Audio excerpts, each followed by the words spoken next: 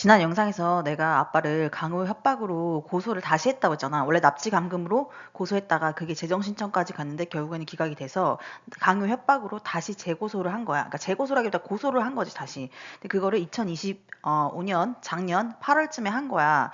그래서 이때쯤에 이제 이거 내면서 이제 언론 제보도 다시 하기 시작했던 거고 그 이후에 폭로가 올렸고 그 다음에 내용 증명 전현무한테 보내고 이런 식으로 순차가 가는 건데 일단은 작년 이제 8월에 이 강요 협박으로 고소한 다음에 불송치 결정이 났어. 그게 한 뭐 10월인가 11월인가 그때쯤 났거든. 10월쯤이었나 봐. 그래서 그거에 나왔던 결정서 내용을 먼저 공유를 한 다음에 이 결정서에서 뭐가 문제였는지 그거에 관련된 내용을 다음 영상에서 좀 자세하게 얘기를 해줄게.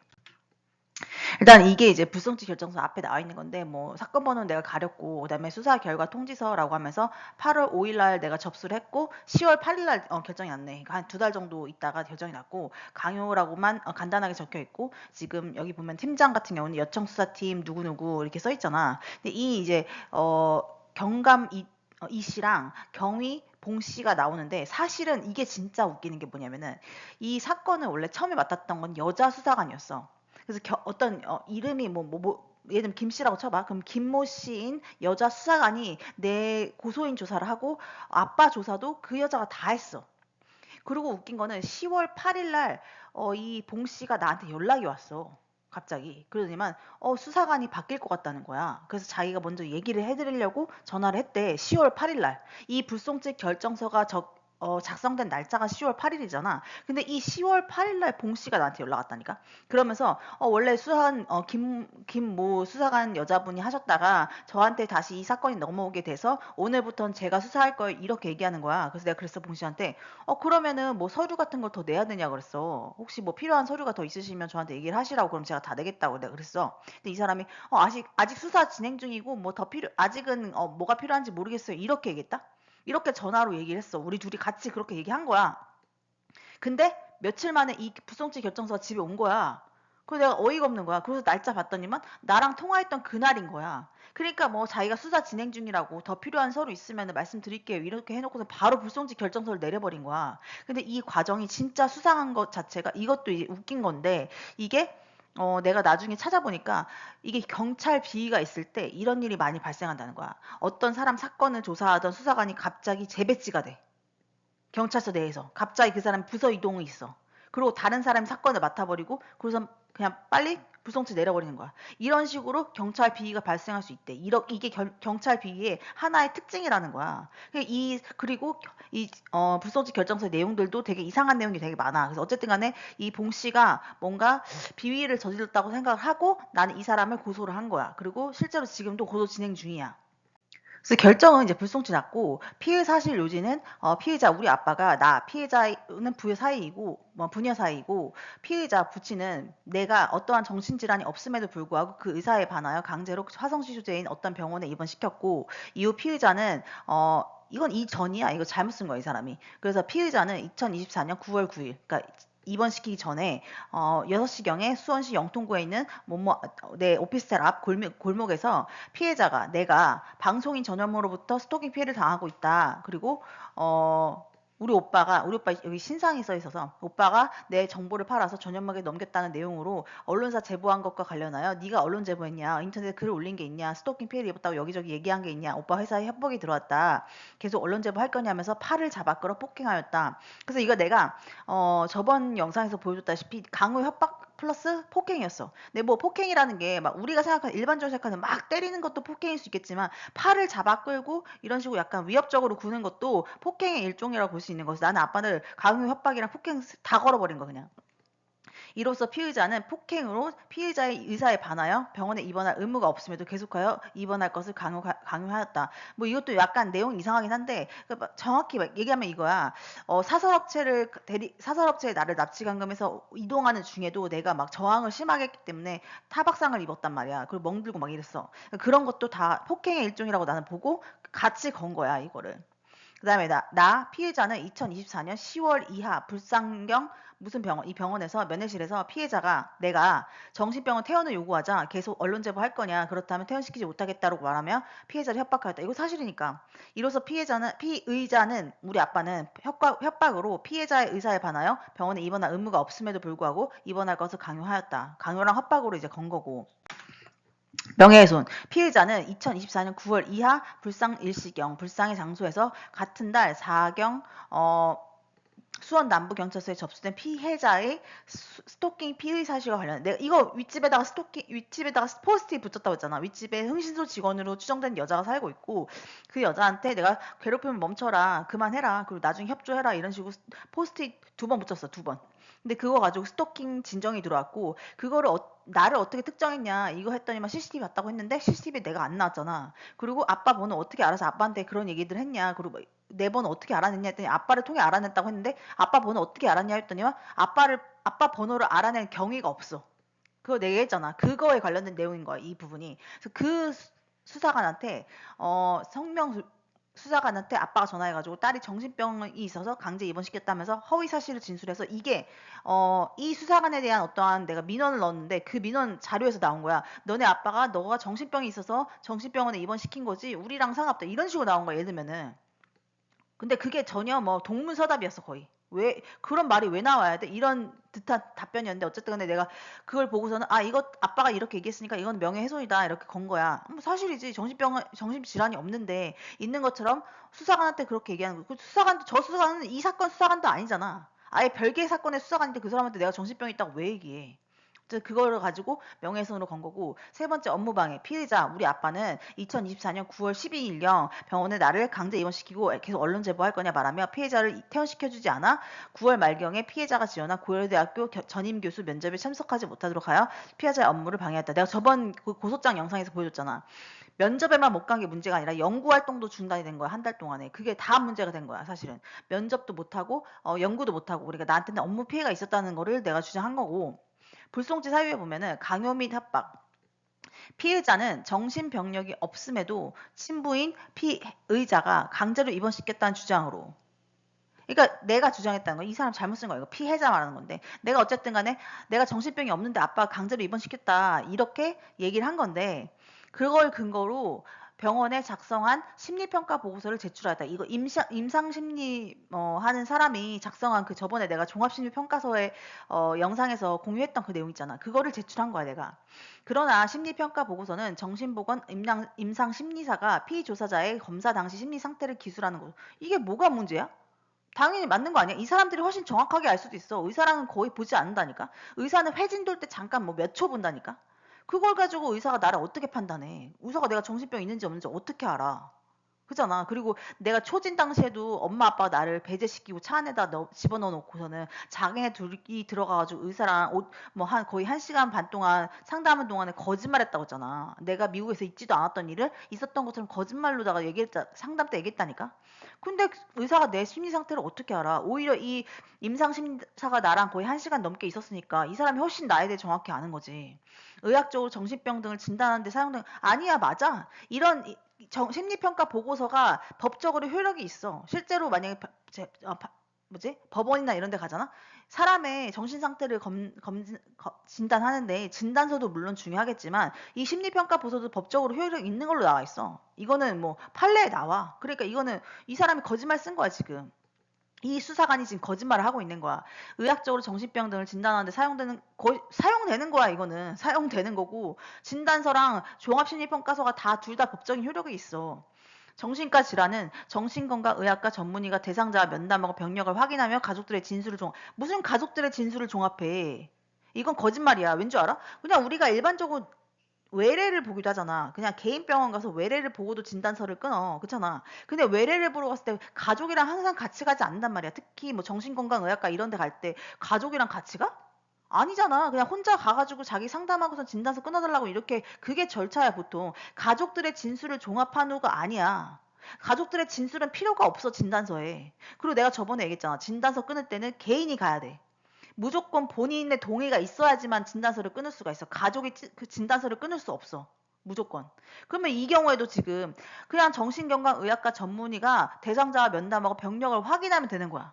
가족과의 진술을 뭐 종합할 필요 전혀 없어. 심지어 어떤 경우에는 봐봐. 우리가 정신건강의학과에 가는 많은 사람들이 가족이랑 문제가 있어서 가는 경우도 많아. 근데 가족들의 진술을 종합해? 가족이랑 사이가 안 좋아서 막 트라우마 생긴 사람도 얼마나 많아. 그래서 가족이랑 사이 안 좋으면 혼자 살고 있고 막 혼자 우울증 걸릴 수도 있는 거고. 그래서 보통 많은 정신병의 근원은 가족과의 문제에서 생기는 거야. 그러면은 사실 가족이랑 사이가 안 좋으면은 그런 부분에서 제대로 뭔가 어렸을 때 트라우마가 생겼다고 쳐봐. 그러면 그런 사람들이 정신건강의학과에 갈 때 가족들 진술을 종합해? 아니지. 그냥 혼자 가서 그냥 진료받고 하는 거잖아. 그러니까 이 사람 지금 개소리 하는 거야. 지금 아빠 가져온 어떤 서류를 자기가 합리화시키려고 저런 말들을 써놓은 거야. 지금 작성한 진단서만이 법적 효력이 있다. 이건 거짓말이고 심리평가 보고서도 법적 효력이 있어. 판례에 나와. 근데 이에 피의자가 제출한 땡땡병원 의사 땡땡이 작성한 피의자는 우리 아빠잖아. 우리 아빠가 무슨 서류를 제출했냐면은 입퇴원 확인서를 제출한 거야. 근데 입퇴원 확인서에 중증 우울 에피소드 망상장애라고 병명이 적시되어 있어. 피의자가 정신질환 있으면 확인된다. 이게 문제인 거야. 내가 저번 영상에서도 얘기했잖아. 내가 피의자가 정신질환이 있다 이런 식으로 단정적으로 기재하는 것 자체가 문제라고 했잖아. 문제라고 얘기했잖아. 그렇게 얘기하는 거는 수사관의 월권인 거야. 직권 남용인 거야. 누구도 이 사람 지금 의사가 아니야. 이 수사관이 의대를 나와서 실제로 전문의를 딴 사람이 아니란 말이야. 그럼 이 사람은 누군가가 정신질환이 있다 없다라고 판단할 수 있는 근거가 없는 거야. 이거 지금 봐봐. 입퇴원 확인서래 심지어. 진단서도 아니고 입퇴원 확인서를 보고서 그렇게 얘기하는 거야. 진단서랑 입퇴원 확인서는 완전히 다른 거야. 진단서는 충분히 의사가 시간을 가지고 심지어 있잖아. 개인 병원에 정신건강의학과에 가서 진단서 써달라고 하잖아. 그럼 거기서 뭐라는 줄 알아? 적어도 6개월 정도는 내원을 하셔야 써주실 수 있다. 이렇게 얘기하는 경우도 많아. 3개월 이상에서 6개월 이상은 돼야지만 우리가 써드릴 수 있어. 왜냐면 그게 사람의 정신을 하루 만에 판단할 수 없어. 적어도 우리가 그냥 일반적으로 사람들이랑 사이를 판단할 때도 어떤 사람의 성격을 판단할 때도 한 번 보고 판단 못 하잖아. 똑같아. 의사도 여러 번 봐야지 이 사람 진짜로 정신병 있는지 확인할 수 있단 말이야. 근데 진단서를 끄는 것도 아니고 입퇴원 확인서라는 거야. 입퇴원 확인서가 뭐야? 그 강제 입원 당했던 당시에 그날 발급받은 서류야. 내가 보여줄게 그거를. 그거에 의하면 중증의 우울 에피소드랑 망상장애 써 있으니까 이게 정신질환 있음이 확인한대. 무슨 개소리야. 이건 아예 개소리를 하는 거야. 입퇴원 확인서 자체가 내가 그거를 정보공개 청구해가지고 받은 거야. 아빠가 도대체 어떤 서류를 내는지 보여달라 해가지고 내가 받았어, 그거를. 받아서 봤더니만 그 당일, 입원 당일날 쓴 내용인 거야. 입원 당일날 의사가 나의 정신건강을 어떻게 판단해? 엄마 아빠랑 1시간 반 얘기하고 나서 그걸로 내 정신 질환이 있는지 없는지가 판단이 가능해? 이거는 말이 안 돼. 진단서도 그냥 일반 외래를 가서도 내가 말했다시피 적어도 막 한 10번은 가야 써주는 게 진단서야. 근데 무슨 한 번 보고서는 그날 엄마 아빠가 뭐 1시간 반 정도 뭐 나에 대해서 어쩌고저쩌고 얘기한 거 가지고 입퇴원 확인서 그냥 이런 병인 것 같다. 가진단 써놓은 거. 가진단이야 이거 말 그대로. 가진단 써놓은 내용을 가지고 이게 정신질환 있다고 이런 식으로 써놓은 거 수사관이. 이거는 엄청난 문제인 거야 이거는. 이거는 이 문장 자체. 피의자가 정신질환이 있음이 확인된다. 이 문장 자체만으로도 국가 배상에 갈 수 있는 내용인 거야 이거는. 공권력이 직권 남용을 해서 피해자의 인권을 침해한 사례가 되는 거야. 이것도 역시. 어쨌든 간에 이런 식으로 써놨고 입퇴원 확인서는 이따 나중에 보여줄게. 다음 영상에서 보여주든지 아니면 좀 이따 보여줄게. 또한 피해자는 본건과 유사한 감금 및 감금교사 혐의로 피의자 및 친오빠에 대해서도 고소하였으나 위와 같은 이유로 강제로 감금시킬 만한 이유가 전혀 없고. 아니 왜 없어? 이미 주장한 게 뭐였어? 오빠 회사에 피해 줬다는 거잖아. 오빠 회사에 피해를 줬기 때문에 오빠한테는 범행 동기가 생긴 거야. 나를 감금할 동기가 생긴 거야 오빠한테는. 왜? 자기 회사에 피해를 주니까. 그렇잖아. 그러면 강제로 감금시킬 동기가 너무나 충분한 거지. 오히려 피해자의 정신과 치료를 위해 부친으로서 상당한 노력을 해? 말도 안 돼. 아빠랑 나랑 연락을 안 하고 지낸 게 3개월이야 거의. 거의 6월부터 9월까지 연락 안 했다가 갑자기 연락 와서는 오빠 회사에 너가 뭐 피해주고 있다고 이렇게 막 주장했다 했잖아. 그럼 6월부터 9월까지 아빠는 내 정신 건강에 대해서 전혀 모르는데 무슨 정신과 치료를 위해 아빠가 노력을 해. 그러니까 아예 거짓말을 써놓은 거야 그냥. 거기다가 이에 따라 피해자의 부친으로서 피해자가 친오빠의 직장 홈페이지에 자신의 개인정보를 개그맨들에게 무단 유출하고, 이건 뭐 개소리야. 오빠 직장 홈페이지 난 들어가지도 않는데, 오빠가 운영하는 그 회사 홈페이지에 이런 거 쓸 수가 없어. 그게 아니라 네이트판이랑 뭐 그 맘스올릭 이런 카페에다 올린 거잖아. 근데 뭐 개소리야. 그런 거. 그 네이트판은 심지어 작년에 이 사건 고소할 때만 해도 네이트판에는 폭로가 올리지도 않았어. 그 네이트판에서 예전에 재작년에 올렸던 글 다 삭제됐고, 그 다시 올린 건 올해 올린 거고, 그러니까 작년 뭐 9월 이쯤에 올렸고, 이 사건 고소할 때는 뭐 고소 당시에는 네이트판에 폭로가 없었어. 맘스 올리게 올린 거지. 맘스 올리게. 맘스 올리게도 2024년 뭐 8월인가? 그때 올려서 재작년에 올린 거야. 그러니까 지금 뭐 그 다시 올리기 시작한 거는 뭐 이후인데, 어쨌든 간에 이 사건을 고소한 게 원래 사건이 일어난 것보다 1년 있다가 고소한 거야, 거의. 애가 개소리를 하고 있는 거야, 지금. 직장 홈페이지에 내가 언제 올려. 그리고 뭐 개인정보를 개그맨들에게 무단 유출해? 개그맨들은 이미 오빠를 아는 사이야. 오빠가 방송했었다고 했잖아, 옛날에. 방송했기 때문에 오빠는 아는 연예인들이 많아. 그 개그맨들은 이미 오빠의 신상을 알고 있어. 전화번호도 알고 있고. 그러니까 뭐 무단 유출할 것도 딱히 없는 거야. 이후 이를 연예인 전현무가 전달받아 자신을 스토킹한다는 글을 적시하여 아들이 업무상 곤란했음. 여기에 범행 동기가 나왔잖아. 범행 동기가 너무나 명확하게 나와 있잖아, 여기. 아들이 업무상 곤란해졌고, 그래서 감금했다는 거야. 근데 위에서 봐봐. 위에서 주장했던 내용에서 감금시킬 만한 이유가 전혀 없다고 해놓고서는 아래에는 감금시킬 이유가 나와버렸어. 그러니까 지금 앞뒤 말이 안 되는 소리 하고 있는 거야, 이 수사관이. 자기가 이상한 논리를 펼치고 있는 거야, 지금. 어쨌든 그래서 더욱이 피해자의 정신질환이 심각한 것으로 판단돼요? 뭘 말도 안 되는 소리야. 내가 그랬잖아. 3개월 동안 연락 안 하고 지낸 부모가 내 정신 상태가 심각한지 어쩐지 어떻게 알아. 부모로서 치료를 위해 강제 입원시킨 것을. 뭘 치료를 해. 오빠 회사에 그 피해 줄 거냐 계속 물어봤잖아. 오빠 회사에 피해 주지 말라가 포인트라니까. 그리고 내가 그랬잖아. 아빠가 문자 온 내용이나 전화 한 내용 이런 걸 확인해 보면은 우리 아빠는 내가 스토킹 당하고 있는 걸 인지하고 있어. 근데 일을 크게 벌리지 말라는 식이셨던 거야. 일 크게 벌리지 말아라. 네가 일 크게 벌려서 오빠가 지금 피해를 받고 있다. 오빠 회사에 자꾸 협박 들어오는데 어떡할 거냐. 이런 식이었던 거야. 우리 아빠는 내가 정신질환 있다고 믿는 게 아니라 내가 스토킹 당한 거 어렴풋이 알고 있는데 오빠가 피해받는 게 더 싫은 거야, 그냥. 오빠를 보호하겠다는 목적으로 나를 잠깐 감금을 시킨 거지. 내 선택을 강요하려고.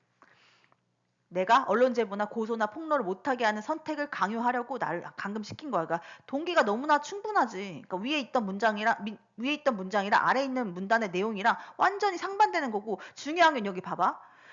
어쨌든 오빠가 어떤 정보가 인터넷에 올라와서 그걸로 문제가 생겼는데 이를 연예인 전현무가 전달받아. 이거야. 이게 포인트인 거야. 이게 진짜 웃긴 내용인 거야. 전현무가 전달받아서 다시 오빠한테 연락이 왔다는 뉘앙스잖아, 결국에는. 이를 전현무가 전달받아 자신을 스토킹한다는 글을 적시하여. 그러니까 내가 폭로가 올린 거에 대해서 전현무가 전달받았고, 이걸로 인해서 오빠가 업무상 곤란해졌다는 거는 전현무랑 오빠랑 서로 연관성이 있다는 소리야. 맞잖아. 이 문장 자체가 그런 걸 암시하잖아. 전현무랑 오빠가 상관이 있고 서로 아는 사이고 서로 연락하는 사이라는 말이 여기 내용에 들어가 있는 거야. 그래서 이거에 대해서 내가 나중에 정보공개 청구를 하는 거야. 이거를 아빠가 얘기했다면 이거는 사실상 오빠와 나와 전현무의 연결고리가 생기는 거거든. 왜냐면 내가 경찰에 진술할 때 힘들었던 게 뭐냐면 나랑 전현무랑 아는 사이가 아닌데 왜 전현무가 나를 스토킹한다고 믿냐 이거야. 그러면서 너가 전현무랑 연관이 있다는 어떤 내용을 증빙해보래. 증빙 서류를 내보라는 거야. 그게 없는 거야, 나는. 상관이 없는 사람이고 나랑 모르는 사람이니까 당연히 나랑 스토킹하는 이유조차도 모르겠는 거야, 나를. 그냥 전현무가 아예 모르는 사람을 스토킹하니까 더 내가 이걸 입증할 수가 없었는데, 이 말 자체에서 연예인 전현무가 전달받아 자신을 스토킹한다는 글을 적시하여 아들이 업무상 곤란, 이 소리는 즉슨 전현무가 오빠한테 얘기해서 오빠가 업무상 곤란해졌다, 이 소리는 오빠한테 협박이 들었다는 소리에 어떤 다른 표현일 수도 있는 거야, 이거는. 그러면 나는 이걸 어떻게 해야 돼? 정보 공개 청구를 통해서 아빠가 이 말을 했다는 거를 내가 확인하고 싶은 거야. 그렇게 하려고 확인했더니만 부존재하다가 나오는 거야. 이런 말을 한 적이 없대, 아빠가. 그래서 내가 참고인 조사 했냐 확인해봤어. 참고인 조사 안 한 거야. 그럼 오빠 조사한 적이 없어. 근데 아빠도 저런 말 한 적이 없대. 근데 저런 말이 불송치 결정서에 갑자기 나왔다는 건 누군가 개입했다는 소리밖에 안 되는 거야. 그래서 그거에 대해서 이제 내가 정보공개 청구를 여러 번 하고 계속 그렇게 하다 보니까 나오는 거야, 그게. 부존재하다는 거야. 아무도 저런 말 한 적이 없는 거야. 근데 저기에 적시돼 있는 거는 그 봉씨 수사관이 저거를 자기 맘대로 임의적으로 적었다는 건데, 임의적으로 저걸 적었을 리가 없지. 저 사람이 막 이야기를 막 지어내서 허위 공문서를 써? 아니지. 누군가 개입이 들어온 거지. 그거 이제 그래서 저런 식으로 한 문단이 지금 그렇게 써 있는 거잖아. 더욱이 뭐 피해 정신질환이 심각한 걸로 판단되어 부모로서 치유를 위해 강제 입원. 이거는 뭐 개소리고. 그러니까 이 과정에서 피해자의 팔을 잡아채거나 허위 글을 인터넷 작성하지 말라고 훈계한 거라고? 팔을 잡아채는 것 자체도 폭행에 해당이 돼. 이거는 고의가 있건 없건 상관이 없어. 그냥 팔을 잡고 뭔가를 제지하려는 행동 자체가 폭행으로 간주가 되거든? 그래, 이거는 폭행죄도 사실 성립이 돼야 맞는 거야. 내가 그랬잖아. PC방에서 나 어깨 잡았던 아저씨 내가 신고했다가 고소해가지고 그 아저씨는 구약식 벌금 나왔다니까? 그냥 어깨 잡은 거야, 그 사람은. 근데 우리 아빠는 팔을 막 잡아채고 막 하지 말라고 막 이렇게 날 잡아 끌었어. 아빠가 훨씬 더 심하게 폭행한 거야. 그렇게 따지면 그 PC방에서 만났던 이상한 정신질환 아저씨부터. 그러면은 아빠도 당연히 뭐지?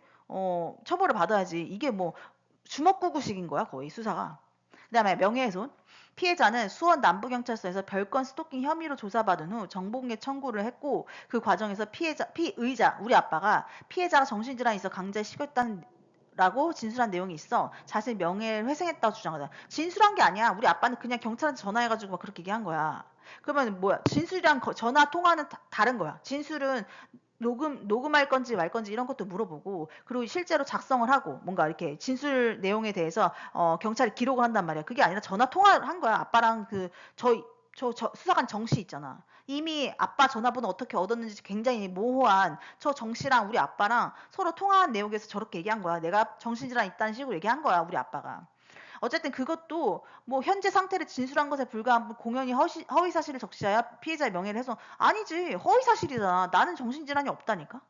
근데 정신질환 없다는 걸 내가 이미 심리평가 보고서 얘기했는데, 입퇴한 확인서 이딴 거를 막 갖다 들면서 여기 보니까 입퇴한 확인서에는 정신이 있다고 나왔다? 개소리야. 입퇴한 확인서 내가 다시 말하지만 그 입원한 날 발급받은 그냥 행정 서류야. 행정 서류. 그냥 입원했다 이거를 입증하는 서류야. 그냥 그거야. 그게 무슨 진단서야. 뭐 개소리야. 그리고 내가 그랬잖아. 진단서는 본인만 끊을 수 있다고. 나는 진단서 끊은 적 없어, 그 병원에서. 근데 무슨 뭘 진단서라는 식으로 그거를 막 거짓말을 쳐놓고 있는 거지. 이거 완전 허위 공문서지, 이거는. 달리 혐의 입증할 증거가 없고, 그러니까 지가 믿고 싶은 증거만 믿고 있는 거고, 이 사람이 지 멋대로 이상한 논리를 펼치고 앉아 있는 거야, 지금. 그다음에 업무방해. 형법상 업무방해죄의 보호 대상이 되는 업무란 직업 또는 사회생활상의 지위에 기하여 계속적으로 종사하는 사무나 사업을 일컫는 것으로. 내가 하는 게 그거잖아. 나는 계속 미국에서 연구하다 왔고 한국에서도 연구를 하고 있었고 나는 계속 페이퍼 쓰고 있었어. 내가 이 스토킹 당하는 2년 동안에 쓴 페이퍼가 3개야. 그리고 실제로 페이퍼 퍼블리시라고 하지. 출판한 게 3개야. 그리고 올해도 예전에 써왔던 페이퍼 지금 R&R이라고 그 어떤 과정이 있어. 그걸 받아가지고 지금 세 번째 R&R까지 간 거야. 그러면 거의 퍼블리시 되는 거란 말이야. 그럼 나는 이 과정 동안에 4개의 논문을 쓴 거야, 거의. 내가 뭐 할 일 없어가지고 내가 이런 거 하고 있는 게 아니란 말이야. 맨날 고소나 이런 거 하는 게 할 일이 없어서 하는 게 아니야. 나도 할 일이 되게 많아. 근데 지금 그 페이퍼 쓰면서 연구를 계속 해야 되는 와중에 납치감금 당하면서 한 달 동안 거의 페이퍼를 못 쓴 거야. 그런 것도 지금 피해를 준 거란 말이야. 봐봐. 설사 피의자의 강제 입원 조치로 인해 피해자가 고려대학교 면접에 참여하지 못했더라도 이는 단순 구직 활동이라 일회성에 그쳐 업무를 볼 수도 없을 뿐더러. 무슨 소리야. 단순 구직 활동이라니. 내가 이미 고소장에 써놨잖아. 그동안에 내가 연구해야 되는데 한 달 동안에 납치 감금돼 있는 동안에 연구 못했고, 그렇잖아. 그리고 그 뭐지, 당연히 면접에도 못 갔고, 그리고 그 이후에 뭐 면접 일정 같은 거 잡히는 것도 내가 이메일 제때 확인을 못하는 거야. 나가서 PC방 가서 확인해야 되는데 내가 무서워서 밖에 못 나갔잖아. 그런 걸로 인해서 결국에는 뭐 그런 것도 피해 입었고, 그리고 이게 봐봐, 한 달 동안에 그냥 면접만 못 가는 게 아니라 그 동안에도 구직 활동을 계속 할 수 있어. 그 한 달 동안에 납치 감금이 안 되어 있었다면 나는 그 시간에 뭐 구직 사이트 같은 데 들어가서 또 다른 학교도 지원하고 있었겠지. 근데 그런 것도 못했잖아. 그러니까 단순 구직 활동이고 일회성이 아니라 여러 번 더 지원할 수 있는 걸 못할 수도 있는 거고, 그리고 내가 연구도 못했고, 나한테 엄청난 피해였던 거야. 이 시간은 사실은. 더욱이 피의자는 우리 아빠가 붙이는 피해자의 면접 예정 사실도 알지 못하여 이게 뭐가 중요해? 내가 이미 그 전에 얘기했는데 내가 구직 활동 중이라고 아빠한테 얘기했었으면은 그 시간에도 당연히 구직 활동 하고 있었겠지. 면접 예정 사실 그거 하나 모르는 게 문제가 아니라니까. 연구를 하고 안 하고 그거에 문제인 거야. 연구도 해야 되는데 못하게 만든 거잖아 아빠가. 업무 방해 고의가 없다? 무슨 소리야? 고의가 있는 거지. 자기 아들 보호하려고 나를 방해한 거잖아. 내 일을 방해한 거야. 어쨌든 보면. 그리고 내가 그랬잖아. 그 본고차 안에서 내가 아빠한테 얘기했어. 나 지금 회사 학교들 지원하고 있는데 이렇게 하면은 나 지원 못한다 이런 식으로 다 얘기했었어. 그러니까 거짓말 엄청 써놓은 거야. 고의가 있다고 볼 수 없고 달리 피의자의 혐의 입증할 증거가 없어 업무 방해죄 없다 하면서 불송치 시켰는데 이제 중요한 거는 여기에 되게 의문점이 많이 있었어. 이 사건에 되게 의문점이 많다. 그거에 대해서 좀 더 정리를 다음 영상에서 해줄게.